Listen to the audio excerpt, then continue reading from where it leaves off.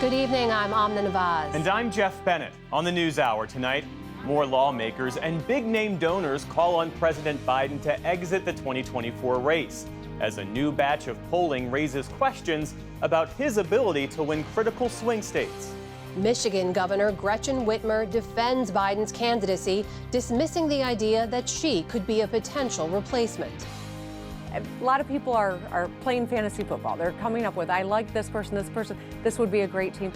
None of that is really relevant at this moment because the only person that decides whether or not Joe Biden stays in this race is Joe Biden. And as NATO leaders gather in Washington, we speak with the president of the Czech Republic about Ukraine's path forward and what a potential second Trump presidency could mean for the alliance.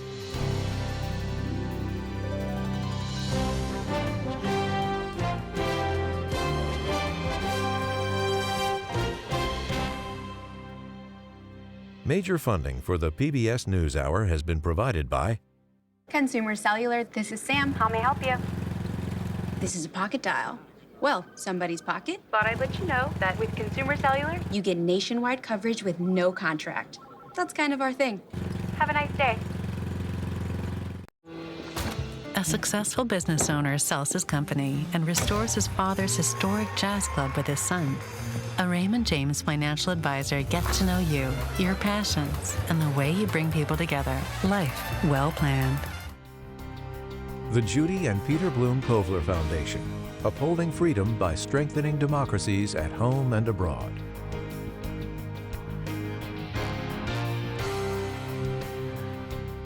The Walton Family Foundation, working for solutions to protect water during climate change so people and nature can thrive together.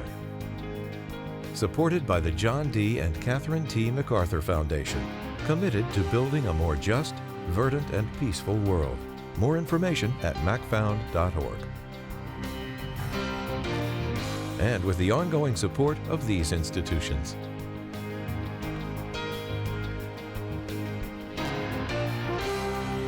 This program was made possible by the Corporation for Public Broadcasting and by contributions to your PBS station from viewers like you. Thank you. Welcome to the NewsHour. There is growing pressure today from congressional Democrats for President Biden to step aside as the party's nominee. That's despite his repeated pledges to stay in the race. Earlier today, former House Speaker Nancy Pelosi, a longtime Biden ally, praised the president but stopped short of endorsing his candidacy. Does he have your support to be the head of the Democratic ticket? As long as the president had it's up to the president to decide if he is going to run. We're all encouraging him to make that decision because time is running short. He has said firmly this week he is going to run. Do you want him to run? I want him to do whatever he decides to do. And George Clooney, the actor and major Democratic fundraiser, wrote an opinion column in the New York Times calling for the president to end his re-election campaign. Our congressional correspondent Lisa Desjardins and White House correspondent Laura Barone-Lopez are here to discuss more. So Lisa, walk us through here. What exactly is Pelosi saying here and how much could it matter? This was a fireball that hit Capitol Hill this morning when this first came out. I will tell you, first of all, from Pelosi world, what they say she was trying to do. They say she wanted to send two messages. One, to the president and his team to not dismiss concerns that are real among Democrats on Capitol Hill. Two, a message for Democrats on Capitol Hill, basically to hold their fire. In that interview, she said, until after NATO is over, basically setting Friday as potentially a key date. Now, the interpretation is very different because Pelosi is known as a master strategist. Her folks say this interview was planned way in advance because of the NATO summit, but others say she had to know, certainly knows the pressures around the president right now. She clearly was going to choose her words carefully, and this is being interpreted as a kind of deadline setting by Pelosi, an indication that maybe she could sometime call for the president to step aside. So all of that comes amid new calls from other Democrats for the president to step aside, just a handful still, but let's look at the folks on Capitol Hill who have said that either Biden cannot win, as Senator Michael Bennet did, or that he should step aside. And now we have Pat Ryan, a Congressman congressman from New York in a very tough election battle, who has also joined that. Now, at the same time, the Biden administration says it will send 3 of the top campaign aides, to the campaign, to talk to senators tomorrow in a private meeting. Campaign manager for the Biden campaign will meet, as long as 2 senior advisors who are well known on the Hill. But Amna, I have to tell you, one of the senators who wants Biden to step aside told me they actually think that's dismissive because it's not Biden himself. Laura, I know you've been talking to Democratic donors. What are they saying about this George Clooney op-ed calling for Biden to step down? Multiple donors and advisors to donors that I spoke to today said that they don't think that the president's position right now is sustainable. And when they looked at George Clooney's op-ed, they said that one line in particular stuck out to them and captured kind of their unease. And that's that George Clooney wrote, "It's devastating to say it, but the Joe Biden I was with 3 weeks ago at a fundraiser was not the Joe big effing deal Biden of 2010. He wasn't even the Joe Biden of 2020. He was the same man we all witnessed at the debate." And that was a recent fundraiser in California that George Clooney co-hosted. And also, Rob Reiner, actor-director, followed that up, saying that he agreed with George Clooney and that Joe Biden needed to step aside. Donors acknowledge this. The alternative is complicated, but they really do believe, the most of the ones that I've spoke to, that President Biden should step aside. The campaign, of course, thinks that that right now big donors aren't as important to them. They're trying to put a focus on small dollar donations, saying that they've had some of the best fundraising at the start of July that they've had so far. Lisa, Clooney also said most Democrats he speaks to privately worry that Biden cannot actually beat Trump. If that's true, if most Democrats are unhappy with Biden as the nominee, why aren't more saying so publicly or forcefully? It's the eternal question. 2 reasons. One, are concerned that perhaps there's not a better option. Others want to give them the chance to get out gracefully. But I think overall, there's really kind of a lack of certainty and also lack of political conviction by many of these members. One thing I do know, on Capitol Hill, I have to tell you that if they do not move soon, folks in the Biden campaign say that every day is a win for him. It helps him secure the nomination. Finally, what's the Biden team saying about this, both publicly, we're seeing in messaging, and also privately to Democrats? The Biden campaign aides that I talked to today said that they're not delusional, that they hear Democrats' concerns, that President Biden has been holding calls, even some that we don't know about, that haven't been read out yet, across lawmakers, donors, party officials across the board, trying to prove to them that his candidacy is still viable. They say that the voters that they're talking to, that their internal polling shows that things haven't changed since the debate. They pretty much say that the polls that we're seeing publicly are all wrong when you try to press them on that. This is going to be a big week for President Biden the next 2 days. He's going to have a solo press conference on Thursday. And that, all Democrats I've talked to say they are going to be watching that solo press conference at the end of NATO tomorrow very closely. Could set up a big moment for the president on Friday, where we could very well see, if he performs poorly at that press conference, we could see more come out on Friday, Amna, saying that he should step aside.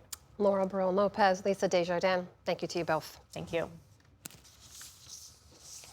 And new data is now forecasting that an electoral map that's leaning more heavily towards Donald Trump, adding to those concerns about Biden's candidacy. To walk us through these new numbers and the current electoral landscape, we're joined by Amy Walter of the Cook Political Report with Amy Walter. It's great to have you here. Great to be here. So your organization is forecasting some major changes in 6 key states. They're all moving closer to Donald Trump, including 3 battleground states that include Arizona, Georgia, and Nevada. That leaves 3 toss-ups remaining: Michigan, Wisconsin, and Pennsylvania. Walk us through what's happening here, and then help us understand how you arrived at this, especially given what Laura reported, where the Biden campaign is saying the polls are all wrong. That's right. Well, even if the polls are wrong, what we know before the debate was those 3 states that we moved from being toss-up, which in our parlance means anybody can win. It's so close, we really can't put a thumb on the scale either way.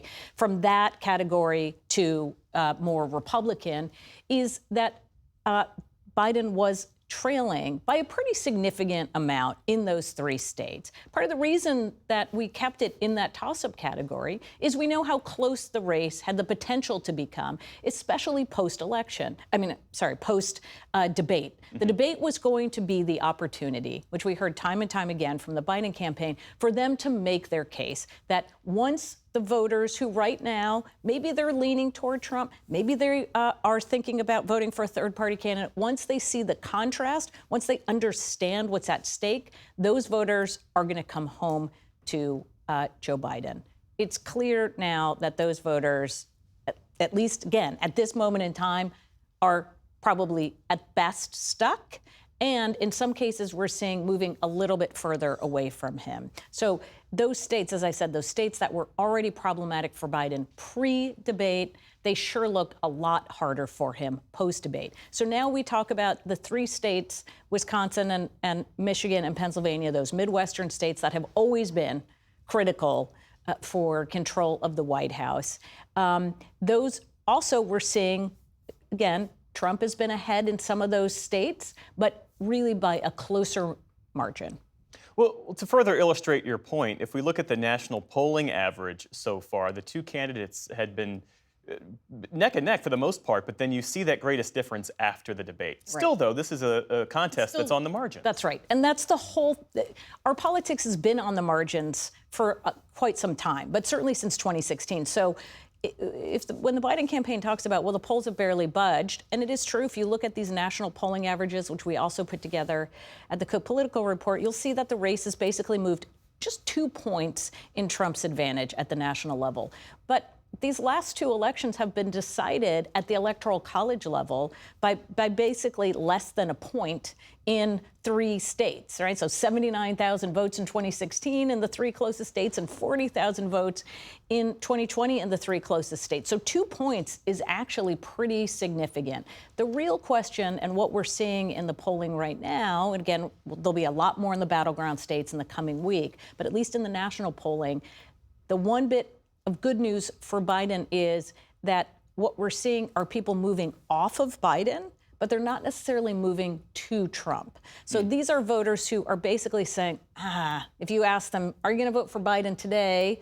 They may be reticent to say they're voting for him, but they're not saying, oh, this has changed my mind, I'm now voting for Trump. That's the group of voters that's going to be critical. Well, our team heard from a group of undecided voters. This is an undecided voter in Pennsylvania who voted for Trump in 2016, President Biden in 2020. But this voter in particular has some reservations this time around. Trump is way too control hungry, and Biden doesn't seem all the way there. So mentally, I don't think he can deal 4 more years. We watched the debates in my household. We're still all undecided at this point. One guy is basically brain dead, and the other one tried to take over the Capitol. Is not very giving people an optimistic view of the future, I would say. So that's a fairly bleak assessment. I mean, how reflective of that? Very. How much does that reflect the electorate? That's very reflective of where the electorate is right now. And this actually, going into the next week, remember we're going into the Republican National Convention.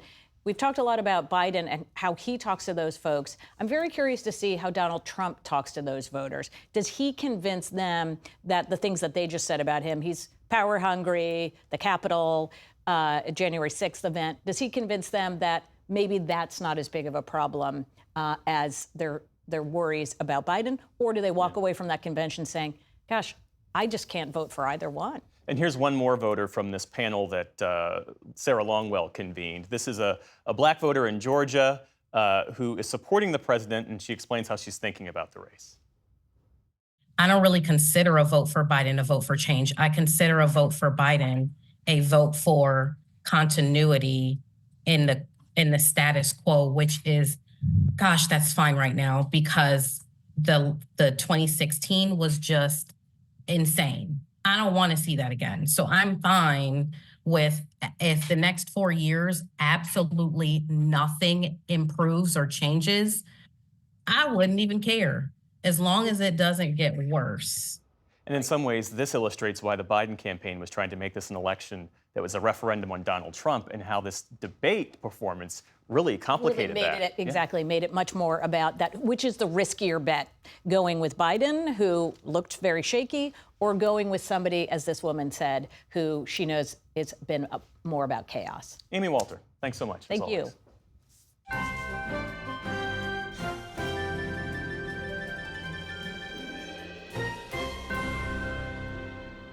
Turning now to the day's other headlines, Israel is ordering all Palestinians to leave Gaza City in the north as Israel's military steps up airstrikes.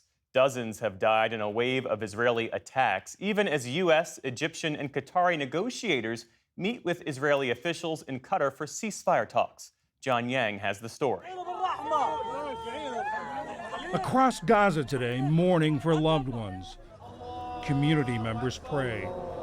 And a father, Nael Hussein, weeps and trembles while holding the lifeless body of his son, Odeh. How many have gone, he says. How many have died? Odeh was killed yesterday in an Israeli airstrike on the Barej refugee camp, just one of several during a deadly 24 hours in Gaza. Caught on eyewitness video, another attack late yesterday outside a school near Khan Yunis, where displaced people were sheltering. One moment, boys play soccer in the schoolyard. The next, they're running for their lives. At the scene today, witness Hazel Nasser said the attack came without warning. Everything was normal. People were playing. Suddenly, a rocket fell over there. Everyone started running. I witnessed this. People thrown around and body parts were scattered. Blood. Hospital officials say at least 29 people were killed, most of them women and children. The IDF says they were targeting a member of Hamas who took part in the October 7th attacks on Israel. It comes amid the ongoing push for a ceasefire deal. Today in Jerusalem, U.S. Mideast envoy Brett McGurk met with Israeli Prime Minister Benjamin Netanyahu. And in Doha, Qatar, CIA Director Bill Burns met with Egyptian, Qatari, and Israeli negotiators. But on the ground in Gaza, fighting goes on. Today, Israel ordered all Palestinians in Gaza City to move south, perhaps in preparation for a renewed offensive there against Hamas. It all adds uncertainty to the prospect of reaching a ceasefire agreement. Earlier this week, Hamas said that new Israeli escalations could have disastrous repercussions on negotiations. For the PBS NewsHour, I'm John Yang. Also today, what's left of Hurricane Beryl is pushing farther north, bringing severe thunderstorms across the Midwest and at least one tornado. The storm tore down trees and ripped off roofs in Indiana and drenched places like East Lansing, Michigan, with heavy rains and flash floods. In Texas, where Beryl made landfall on Monday, nearly 1.7 million homes and businesses are still without electricity. No power means no air conditioning and no refrigeration. And with the heat and humidity near Houston hitting up to 106 degrees, some residents there are growing desperate. I'm about to lose the resources that I have, and I'm about to lose all the energy that I have trying to survive. Dangerous heat spans the country, coast to coast, but especially out west. The high temperatures are responsible for at least 8 deaths in Oregon. And in Las Vegas, temperatures have posted a record 5th straight day above 115 degrees. Lawyers in Alec Baldwin's involuntary manslaughter trial delivered their opening arguments today. The 66-year-old actor sat at the defense table as prosecutors argued that he, quote, violated the cardinal rules of firearm safety when a gun he was holding went off during rehearsals for the film Rust. The movie's cinematographer was killed. Baldwin's lawyers countered that the film's safety experts were to blame, saying he, quote, committed no crime, he was an actor acting. If convicted, Baldwin faces up to 18 months in prison. He has pleaded not guilty. U.S. Secretary of State Antony Blinken said today that F-16 jets will be flying in the skies of Ukraine this summer. That comes after a joint statement from the U.S., Dutch, and Danish governments saying that the transfer of jets to Kyiv is finally underway. Meantime, Ukrainian President Volodymyr Zelensky has been making the rounds on Capitol Hill, drumming up support for his country's military effort. He's in town for the ongoing NATO summit. Earlier, he used his daily video address to say more deals are on the way. There will also be 2 new security agreements. These agreements include support for sanctions against Russia, support for our accession to the EU and NATO, support for our defense, our soldiers, all our people, and reconstruction. All of this is taken into account in the security agreements exactly as needed. As NATO leaders gathered in Washington to mark the 75th anniversary of the alliance, U.S. and European officials said today that Ukraine is on a, quote, irreversible path to membership. But Secretary General Jens Stoltenberg added that it's too early to say exactly when that will happen. The House of Representatives today passed a bill that would ban non-citizens from voting in federal elections. That's already illegal. Today's measure would make states require that people present documents in person to prove they are a U.S. citizen during voter registration. It also calls for states to remove non-citizens from voter rolls. The bill passed with almost entirely Republican support. It comes amid unsubstantiated claims from former President Donald Trump that people who cross the border illegally could cast ballots. It'll likely hit a dead end in the Democratic-controlled Senate.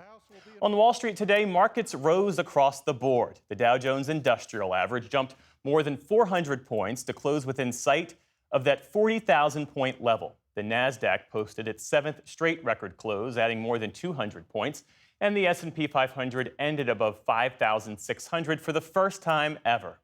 And an update now on a longer-than-expected trip to space. 2 astronauts who should have returned to Earth weeks ago expressed optimism today that Boeing and NASA will bring them back safely. Sonny Williams and Butch Wilmore were the first to ride Boeing's Starliner capsule to the International Space Station early last month. Their test flight was supposed to last 8 days, but a number of leaks and thruster issues delayed their trip back home. Engineers are still testing the spacecraft, but the pair remains optimistic. I feel confident that if we had to, if there was a problem with the International Space Station, we can get in our spacecraft and we can undock, talk to our team, and figure out the best way to come home. Like I said, we've practiced a lot, so I have a feeling, I have a real good feeling in my heart that the spacecraft will bring us home, no problem. Boeing hopes this test mission will lead to regular astronaut flights following the recent success of its competitor, SpaceX. Still to come on the NewsHour, a neurologist addresses the concerns voters have about both presidential candidates' age. The president of the Czech Republic discusses the ongoing NATO summit and the uncertain future of the alliance, and how a nationwide competition is teaching students to think critically about history and its lessons for today. This is the PBS NewsHour from WETA Studios in Washington and in the West from the Walter Cronkite School of Journalism at Arizona State University. Michigan's Governor Gretchen Whitmer has been a rising star of the Democratic Party, sometimes mentioned as someone who could one day occupy the White House. I spoke with the governor earlier today about this presidential race and her book, True Gretch, What I've Learned About Life, Leadership, and Everything in Between. Governor Whitmer, welcome back to the NewsHour. Thanks for joining us. Thank you. Good to be with you. So let's start with the news of the day. I'm sure, as you have seen in your state, in Michigan, polls actually show that President Biden is doing better over time and is now leading former President Trump. Earlier in the show, we did report on the fact that we've seen this shift post-debate in 6 states, including 3 battleground states, away from President Biden towards former President Trump. You've also now seen folks like Senator Bennett coming out and saying he believes Trump could win in a landslide, that the Republicans could control not only the White House, but also the Senate and the House. Help us understand your position right now, which is to square the messaging to say beating former President Trump is existential to save democracy, but also I'm continuing to back the candidate that seems to be losing by more as time goes on. Well, listen, I am from one of the swingiest of states, the state of Michigan, and I can tell you I don't get upset about polls where we're down a couple points.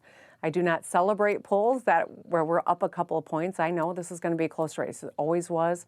It will continue to be so. Obviously, the president did not have a good debate performance a couple weeks ago. It was pretty lousy. I think we all recognize that. And yet, I've gotten time with him a few times since the debate. I've got confidence in this president that he's up to this task. And I am a co-chair of the campaign, and I'm going to work my tail off to help make sure that he and Vice President Harris are successful in November. And we do have our work cut out for us, but we can do this because President Biden has receipts.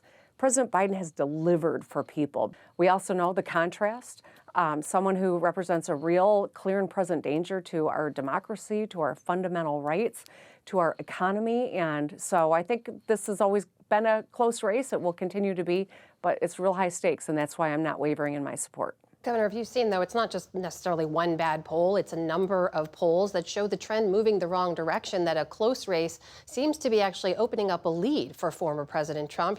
President Biden is down 6 points in Wisconsin in the latest poll. Does that trouble you, that it's trending that direction? Well, President Biden was up, in polls just 2 months ago in Wisconsin as well. And I think that, I'm not trying to downplay. I think polls are an important data point. But we know that we're about to see the Republicans go into convention. We still don't even know who Donald Trump's running mate's going to be. He was recently convicted of 34 felonies. He is a person that, when he was president, surrounded himself with a cabinet of cronies and some of them crooks. I think that it's important that we not forget that we got to remind the American voters what's at stake here. We'll set the polls aside for a second and talk to me and talk to the people out there who say that they actually want a different choice. I'm sure you saw the op-ed from George Clooney today, who basically said he loves Joe Biden, but he does believe he should step aside. And one of the things he revealed in that piece was that every single person he spoke to, every Democrat, every governor, every senator, every member of the House has privately expressed to him the same concern about Biden losing to Trump, even if they're not doing so publicly. It sounds like privately, there's much more widespread concern than it's being expressed publicly. Do you see that? I have a lot of respect for George Clooney, but I will say this. I haven't talked to him. And I went to a meeting at the White House with a lot of governors, and they came out. I think we were unified, and they did a press conference after. I had to jump on a plane, but I put a statement out in support of the president. So has Gavin Newsom. So has, everyone from Josh Shapiro to Andy Beshear, J.B. Pritzker, Tim Walz, et cetera. You see that there's a lot of support for the president, and we recognize, a lot of people are playing fantasy football. They're coming up with, I like this person, this would be a great team. None of that is really relevant at this moment, because the only person that decides whether or not Joe Biden stays in this race is Joe Biden. He's made his decision, and it's time for us to not wring our hands, but let's roll up our sleeves and let's do the work. You write, among the many lessons of leadership in your book, about a lot of time you spent being one of the most powerful messengers on this key democratic issue of reproductive rights and abortion access. You write in the book very personally about the time that you chose to share on the State House floor your own story of being raped in college when you were opposing a related bill, then repealing that bill 10 years later as governor. The further we move from Roe, though, from Roe being overturned, I wonder, do you think the issue is still potent enough to mobilize that key voting bloc of women that Democrats need this fall? I do. I recognize that we've had some great victories in Michigan around reproductive freedom. We've seen the people of Ohio weigh in, Kentucky. I mean, this is an issue that mobilizes people and that we find common ground with folks who might not consider themselves Democrats, but recognize a woman's fundamental right to make her own decisions is crucial. I write about it in my book because I think it's important that people have some light and some inspiration in this really heavy, tough election cycle. I knew it was going to be heavy. I had no idea all the things that we'll confront, and certainly there will be turns you and I can't anticipate right now. But the intent of writing this book is to share 10 things from my governing philosophy that I've learned at a point in my life that I've utilized over the last 6 years to get through tough times, from a plot to a pandemic to threats on my life and incredible flooding events and challenge after challenge. How do I stay optimistic and positive is what the question I get the most is. And that's why I put this book out there. True Gretch is really kind of hoping to give you inspiration or maybe a laugh at my expense or maybe just some light reading in a heavy time. You can't have known that this was the news cycle you would be releasing your book into when you wrote it. I think that's fair to say. But it's also fair to say this is the kind of book that people write with a little bit of background story and laying out a declaration of values, a get to know you kind of book when they are seeking some higher office. They want more people to know who they are. So I just wonder if you think whenever that time comes, do you think that you would make a good president? I haven't thought about running for president. Despite my name showing up in some articles, that's not something that I've spent any energy on. I really am focused on the state of Michigan. I've made a pledge to the people of my state that I will serve out this term. I've got another 2.5 years and a lot of things that I want to get accomplished. And so it's an honor to be listed amongst some of my incredible colleagues as potential future leaders, but it's certainly not something that I'm spending any energy on. That is the Democratic governor of Michigan, Gretchen Whitmer, and the author of the new book, True Gretch, What I've Learned About Life, Leadership, and Everything in Between. Governor, always great to have you on. Thank you for joining us. Thank you. Good to be with you.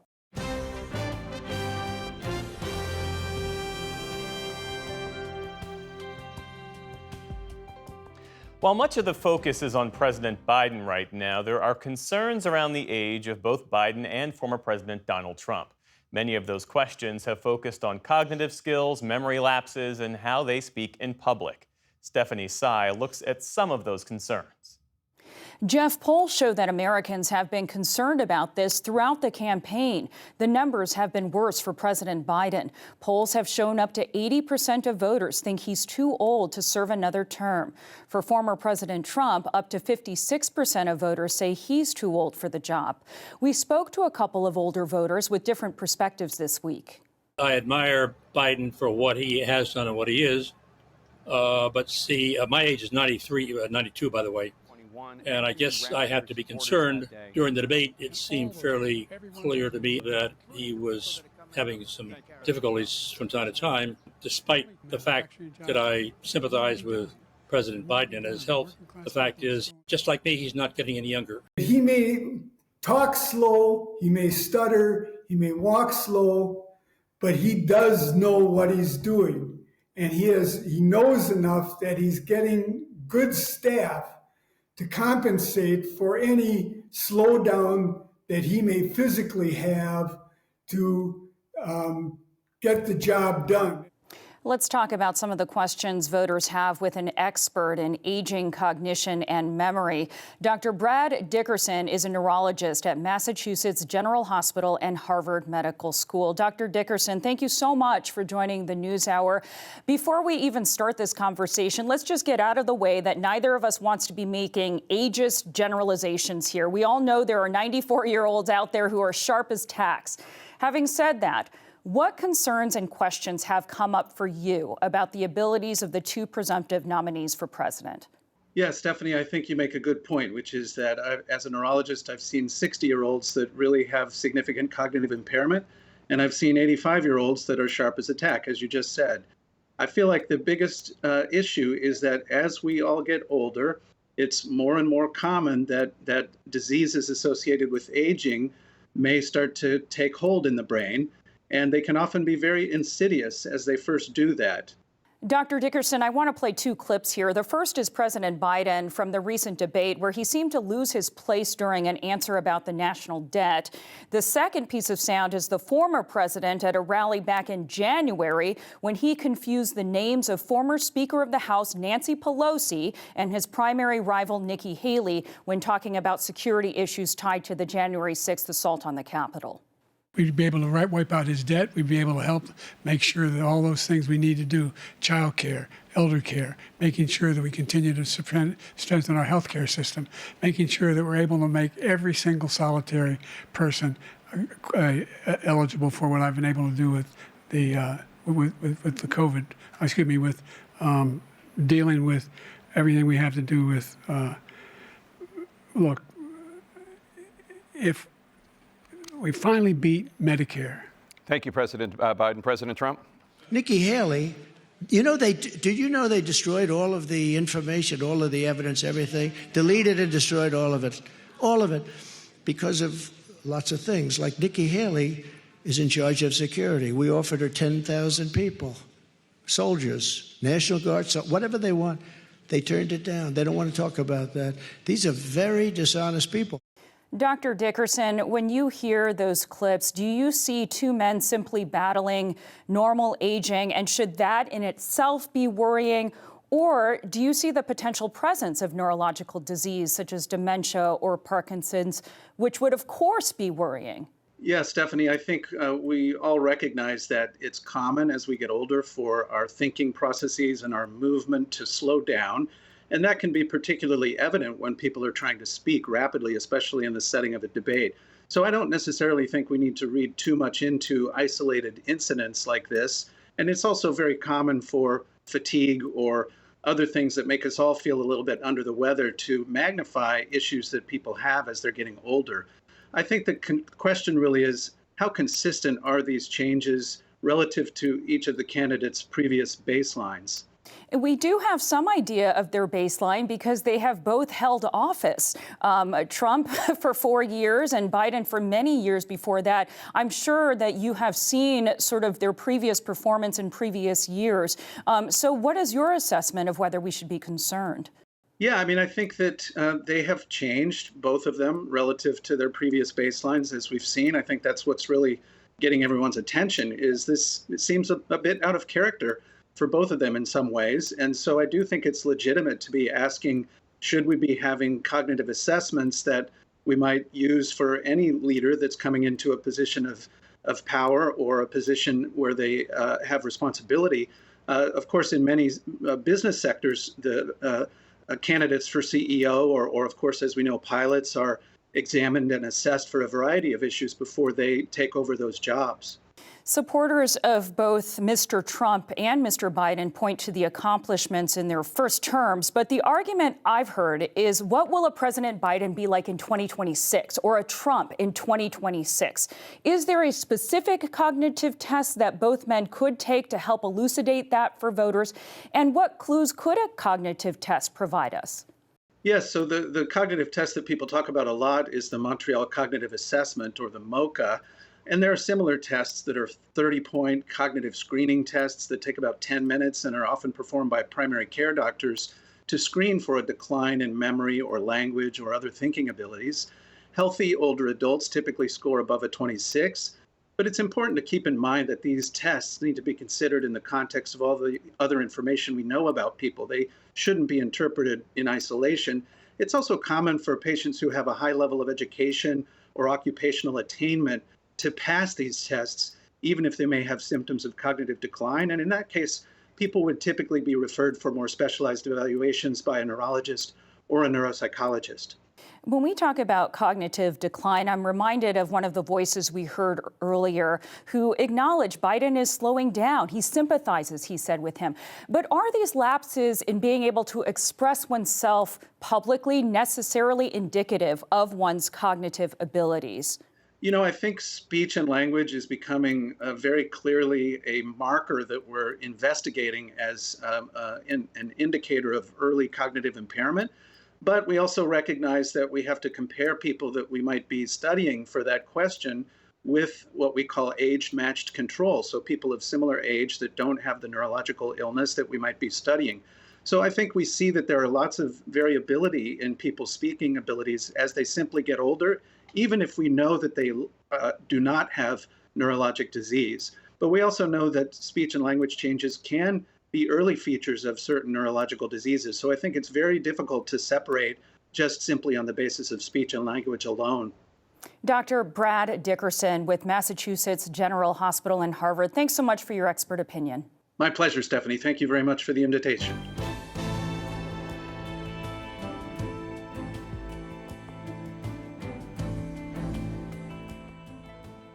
It's the second day of the NATO summit in Washington, D.C., where leaders from around the world have gathered to address pressing international challenges. At the top of the agenda is how to sustain Western military support for Ukraine. And perhaps few leaders understand Ukrainian challenges and the NATO alliance as deeply as Czech President Petr Pavel. A former Czech army chief, he previously served as chairman of NATO's military committee and rose to the presidency earlier last year. I spoke with him in Washington earlier today and began by asking him whether he thinks Ukraine can expel Russia from the Ukrainian territories it now occupies. This should be not only Ukraine's, but our ultimate goal. But we all understand that the reality on the battlefield is different from our wishes. It will be unrealistic to expect that Ukraine, with all our assistance, will be able to liberate all the occupied territories in a short time. We should strive for full sovereignty, for full control of internationally recognized borders, but it will most probably take time. When you say it will most likely take time, how long should Ukraine expect to have Russia occupy some 20% of its country? I believe first we have to stop the war, and at this moment Russia has no interest in stopping fighting, because they believe they can succeed on battlefield. And once they realize that there is no chance of getting more ground, they will be only losing manpower and equipment. Then the time comes for negotiation. We can provide Ukraine support that will convince Russia that they cannot get any further success. And that will move them to an understanding that the only way out of this conflict is at the negotiating table. And of course, the result of that negotiation will depend on in which position fighting countries will find themselves. And our intent and our interest should be that Ukraine is in the best negotiating position as possible. The U.S. and other countries have given Ukraine long-range missiles that allow them to fire on Russian forces in Crimea. Should the U.S. allow Ukraine to use those same weapons to fire deeply into Russia? Well, there was such an authorization. The Ukrainians may target military targets in Russia, not deep, but along Ukrainian border. I think it's natural because Russia concentrates its forces and ammunition equipment just behind the border. And they should be allowed to make deep strikes to defend themselves effectively. Part of the agenda at this week's NATO summit is to advance Ukraine's membership into NATO. Is it realistic to expect that Ukraine could become a member of NATO so long as it's involved in this conflict with Russia? It's hard to expect that Ukraine would become a full member in a short time before the war ends. But all the allies stressed that the integration of Ukraine into NATO is an irreversible process. So it will continue through bilateral cooperations. It will continue through meeting NATO standards. It will continue through reforms on the Ukrainian side. But once this conflict is over, I believe that we should proceed as quickly as possible with full integration. Is NATO supporting Ukraine enough in your view? NATO is supporting Ukraine increasingly as a coordinating actor. Ukraine cannot get full guarantee as a NATO member. It cannot be covered by Article 5. But those bilateral arrangements, and the number is growing day by day, give Ukraine a predictable picture of what they can rely on in the case of hostilities or another crisis. It's a period that will breach this time from today to full membership. I think it is a maximum what we can do today, because raising expectations that Ukraine may become a member of NATO at this summit is obviously unrealistic. The Czech Republic is surrounded by Hungary and Slovakia, which, as you well know, are both pro-Putin right now. What does that mean for you, for your leadership, and how do you fend off these populist trends? We are trying to be as open, as transparent as possible to our public, and not to let ourselves distracted by their narratives that are quite often misleading.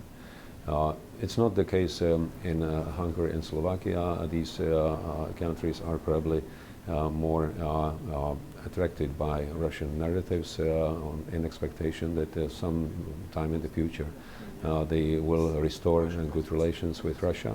It should be in our interest to have good relations with Russia on the condition that Russia respects international norms and order based on rules. Until then, it's hard to have any meaningful relationship with Russia because it doesn't keep promises. How closely are you following the U.S. election?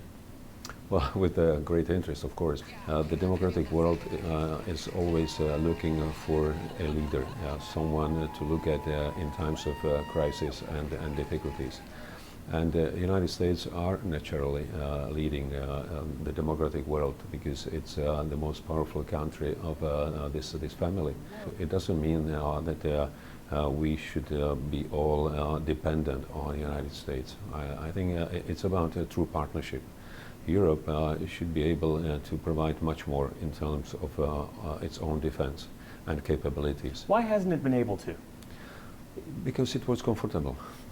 After the Cold War, when everyone believed we are now facing times of cooperation and building prosperity, European countries had a tendency to spend less on defense. Unlike US, you see a number of challenges around the world which were not so close to Europe. Decades ago, the share was, let's say, roughly 50-50 between European allies and United States. Over time, it turned to 75% for the United States and only 25% for Europe. It's not fair. And we should come back to the reasonable share of our responsibility. In your view, what would Donald Trump winning back the White House in November mean for the future of the NATO alliance and the security of individual NATO countries? Well, I believe with the experience that we had from his term from 2016 to 2020, he had a number of strong expressions, but in reality, he pushed the alliance in the right direction. In what ways? We may criticize the way how he presented the arguments, but the arguments themselves were fair because what he wanted was the fair share of our responsibility. A number of countries are now meeting the commitment to spend at least 2% of GDP on defense. Number of countries are heavily investing into modernization. So I think his message came through. If Donald Trump gets elected again, I don't think it will mean any disaster for Europe or Ukraine, because the United States are aware that they need Europe the same way as Europe needs the United States. Is that a view that is shared among other NATO countries? I believe so, because a number of countries understand the rationale behind these calls on NATO European allies. Because we were truly spending much less than was necessary. And we all realize that with Russia being the most urgent and imminent threat to European security, we need effectively to do more. So even without any strong calls from United States, we are doing then that in our self-interest. Petr Pavel, President of the Czech Republic, thank you so much for your time. We appreciate it.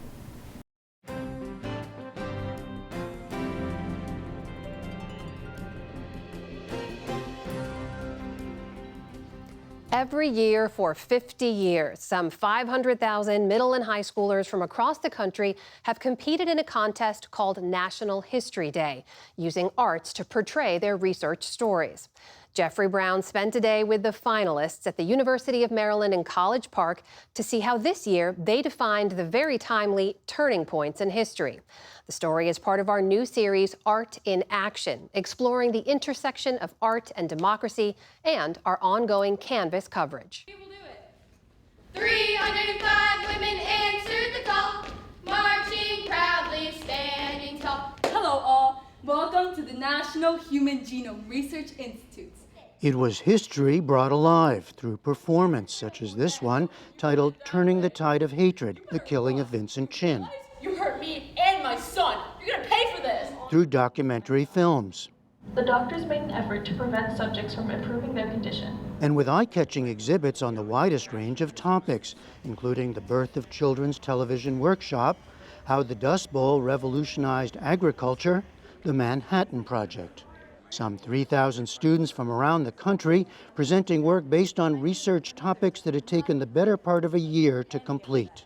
The most important reason why we teach history, and we believe that it's absolutely crucial, as important as STEM education is because it helps build quality, thoughtful, engaged citizens. They want to do something a little bit different, so they get to be creative and present that information in different ways, and that's part of the fun. And it is fun. How you doing? Pretty good. Nice to meet you. Historian Kathy Gorn, executive director of National History Day since 1982, has developed the organization into an acclaimed international academic program, integrated into curriculum.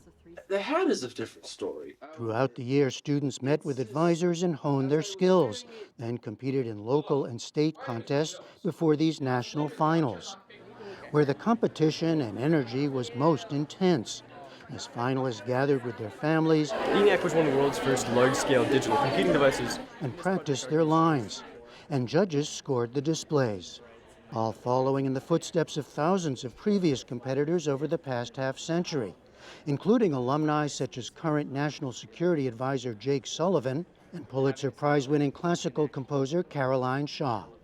High school sophomores Emma Waugh, Josephine Calzada, and Chloe Crable from Needham, Massachusetts, produced a documentary on the infamous Tuskegee syphilis study. Their malicious intent was never revealed to the subjects, and some were never even told they had syphilis. From 1932 to 1972, the U.S. government conducted research on nearly 400 African American men with the disease. The men weren't informed of the nature of the experiment. More than 100 died who could have been saved. The students found echoes to today. Tuskegee instilled a lot of distrust in Black Americans and marginalized communities in general of the government. So there's still this idea that vaccines, for example, which there's a lot of concern about now, that there are nefarious purposes behind it. As we did further research, I think the primary sources that we saw were really a lot of the images of doctors' handwriting, doctors' notes, and correspondence between doctors and officials. It was really eerie, and it was just really uncomfortable to see. And I think that's something that really shocked us all. You know, you're also all growing up at a time of incredible divisions in the country, and a lot of people fearing for the future of democracy in this country. And I wonder how this project, did it offer you any special insights into that? Looking at what happened in the past, and I guess just applying it to what's happening today, to avoid making the same mistakes, I think that's one of the main points of studying history. Knowing that us as high school sophomores, as 15-year-olds, can just do that and make an impact in people's lives, I think it brings me hope, that knowing that everyone can kind of make an impact in the world.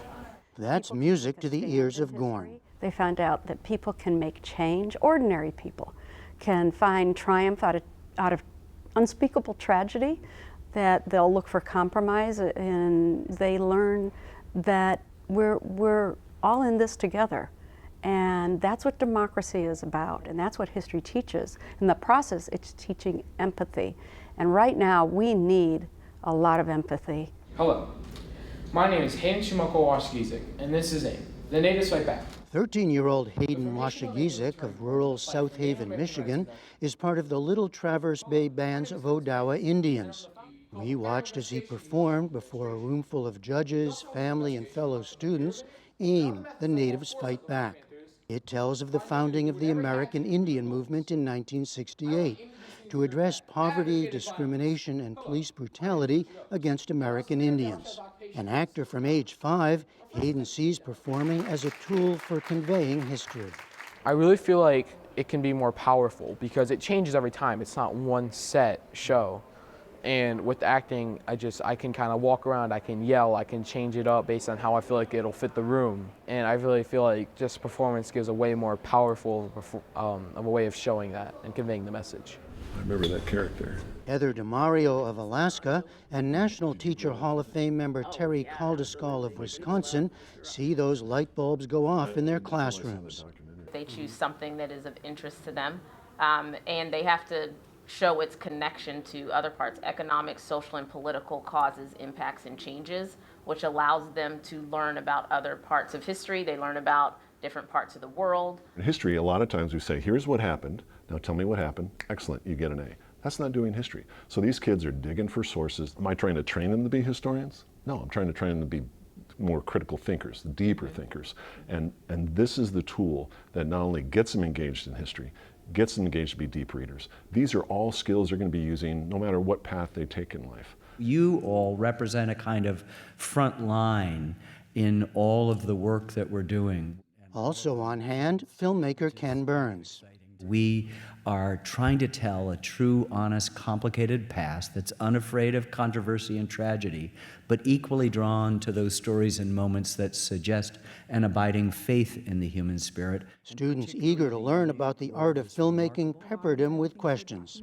How do you figure out what to include and not to include in order to convey a cohesive story? How do you research when you have to look at what isn't being mentioned and draw conclusions about a time period from that? I asked Kathy Gorn if the study of history can bring us together. Why is it so much under attack today? Why is that happening now? Because we're not teaching enough about how we overcome our issues and our problems. We think that there are solutions that are just so easy and there are single answers to things. And history teaches us that life is complex. We're helping to create informed citizens, informed patriots, not blind patriots. In the end, there were winners in many different categories. Taking home the silver from St. Paul, Minnesota, Xenia Hurlmeyer.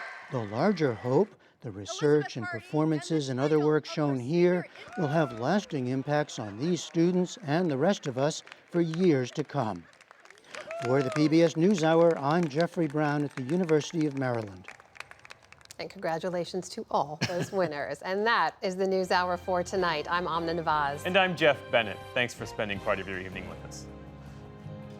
Major funding for the PBS NewsHour has been provided by the ongoing support of these individuals and institutions, and friends of the NewsHour, including Jim and Nancy Bildner, and the Robert and Virginia Schiller Foundation.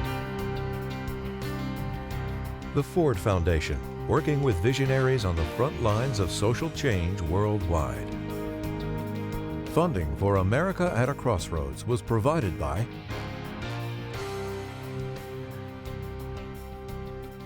and with the ongoing support of these individuals and institutions.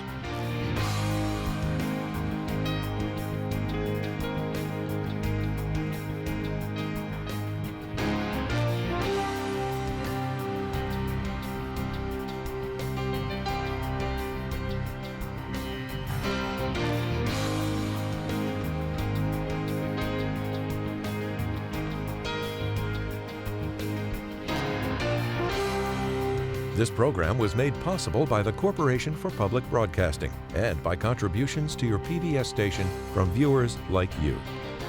Thank you.